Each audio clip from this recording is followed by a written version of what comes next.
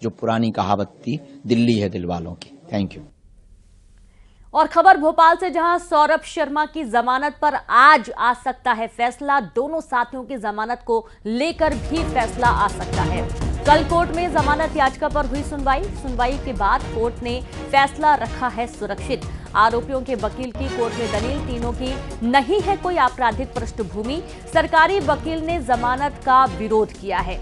जांच प्रभावित करने की भी बात कही जा रही है। खबर भोपाल से, जहां सौरभ शर्मा की जमानत पर आज फैसला आ सकता है। दोनों साथियों की जमानत को लेकर भी फैसला आ सकता है। कल कोर्ट में जमानत याचिका पर सुनवाई हुई थी। सुनवाई के बाद कोर्ट ने फैसले को सुरक्षित रखा है। आरोपियों के वकील की कोर्ट में दलील, तीनों की नहीं है कोई आपराधिक पृष्ठभूमि। तो वहीं सरकारी वकीलों ने जमानत का विरोध किया है। जांच प्रभावित करने की भी बात कही गई है। सरकारी वकीलों का कहना है कि अगर इन्हें जमानत मिलती है तो इससे जो जांच है वो प्रभावित हो सकती है, कुछ हेरफेर किया जा सकता है।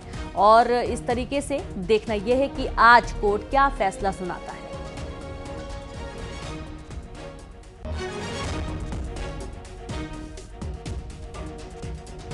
तो कल ही सौरभ शर्मा मामले में सुनवाई हुई थी और कोर्ट ने जो फैसला है वो सुरक्षित रख लिया था।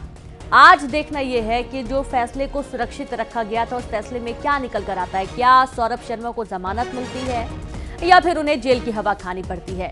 अब देखना यह है कि जो सौरभ शर्मा पक्ष के वकील हैं उनका कहना है कि उनका किसी भी लेन देन से या कैश या गोल्ड से कोई लेना देना नहीं है और सरकारी वकीलों ने इसका भारी विरोध किया है। भोपाल से सीधे रुक करेंगे, संवाददाता शैलेंद्र भदौरिया जुड़ गए हैं। शैलेंद्र, जमानत पर आज बड़ा फैसला आना है। देखना होगा कि उनको बेल मिलती है कि उन्हें जेल की हवा खानी पड़ती है। बिल्कुल आपने ठीक कहा कि इसको लेकर क्या फैसला आएगा, इस पर सबकी निगाह है, क्योंकि इसके पहले भी सौरभ शर्मा और शरद जायसवाल से लेकर चेतन सिंह और अग्रिम जमानत याचिका भी लगा चुके थे, उसको खारिज किया जा चुका था। और जिस तरीके से उनकी जब गिरफ्तारी हुई उसके बाद 7 दिन के लिए पहले लोकायुक्त ने पूछताछ की, फिर उनको 14 दिन की न्यायिक हिरासत में भेजा गया। उसी बीच ईडी ने भी उनको 7 दिन के लिए पूछताछ के लिए रिमांड पर लिया था और अब जब ईडी की पूछताछ पूरी हुई तो उनको कोर्ट में पेश करके 14 दिन की न्यायिक हिरासत में भेज दिया गया था। और उसके बाद उनके वकील की तरफ से याचिका लगाई गई थी कि इनको तीनों को जो है वो बेल मिलनी चाहिए, क्योंकि देखिए उनका ये कहना है कि किसी भी तरह की कोई आपराधिक पृष्ठभूमि इन तीनों आरोपियों की नहीं है। इसके साथ ही जांच में जो सहयोग चाहिए था वो पूरा सहयोग उन्होंने दिया है। इसके साथ ही कोर्ट में ये भी कहा है कि कहीं भी बाहर वो नहीं जाएंगे, ये आश्वस्त जो है वो कोर्ट को कराएगा और इसी आधार पर बेल की डिमांड की गई है।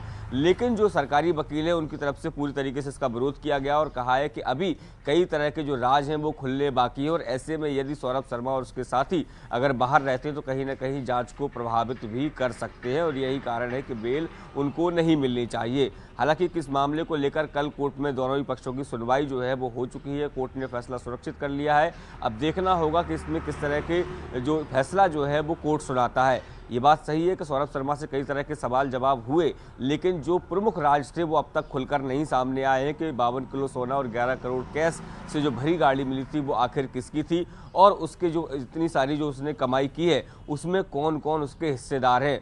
जो भी उससे सवाल किए गए वो जवाब उसका सीधा तौर पर आया है कि जो भी दस्तावेज उसके घर पर मिले हैं, ज़मीनों के हों या फिर जो दूसरे अन्य तरह के इन्वेस्टमेंट के मिले, वो कह रहा है कि ये सब नंबर 1 में है, लेकिन गोल्ड और पैसे पर किसी भी ने भी अपना हक नहीं जताया। तीनों ने अपना होने से इनकार किया है। तो ऐसे में अभी कई सवाल के जवाब आना बाकी है, लेकिन उसके पहले ही जो है उसकी बेल लगाई गई है। अब देखना होगा कि आज दोपहर में जब कोर्ट अपना फैसला सुनाता है तो वो किसके पक्ष में होगा।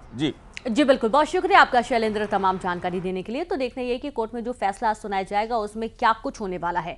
चलिए अब आगे बात करेंगे